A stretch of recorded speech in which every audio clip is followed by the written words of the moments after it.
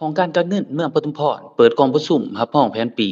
2025รายรับวิชาการค่าธรรมเนียมและค่าบริการที่พันกับการจัดตั้งปฏิบัติ5เดือนต้นปีและทิศทาง7เดือนท้ายปี2025ณวันที่20มิถุนายนปี2025ตอนเช้าอยู่ที่ห้องประชุมห้องการเงินเมืองปทุมพรและเปิดกองประชุมรับรองแผนปี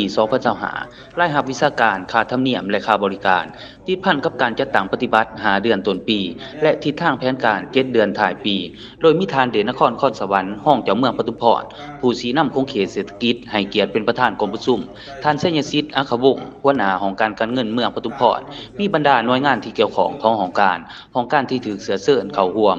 กองประชุมได้รับฟังการผ่านบรรดาเอกสารเซ็นลำลัดว่าด้วยการคุ้มครองใบเก็บเงินเลขที่297ลบลงวันที่29สิงหาปี2022คำสั่งของรัฐมนตรีกระทรวงการเงินฉบับเลขที่2804กงลงวันที่15กันยายนปี2023ว่าด้วยการห้ามพิมพ์จำหน่ายและนำใส่ใบเก็บเงินที่บ่ได้รับอนุญาตจากแขนงสวยสหกรณ์และแจ้งการฉบับเลขที่17จคจสลงวันที่13พฤศจิกายนปี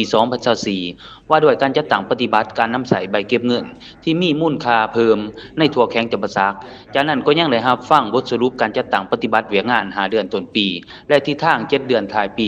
2025พร้อมกันนั้นบรรดาแขกที่เข้าร่วมกองประชุมก็ได้พร้อมกันประกอบความคิดความเห็นแลกเปลี่ยนปัญหาต่างๆที่ถูกนำมาเสนออย่างกงไปกงมาตอนท้ายก็ได้รับห้องแผนปี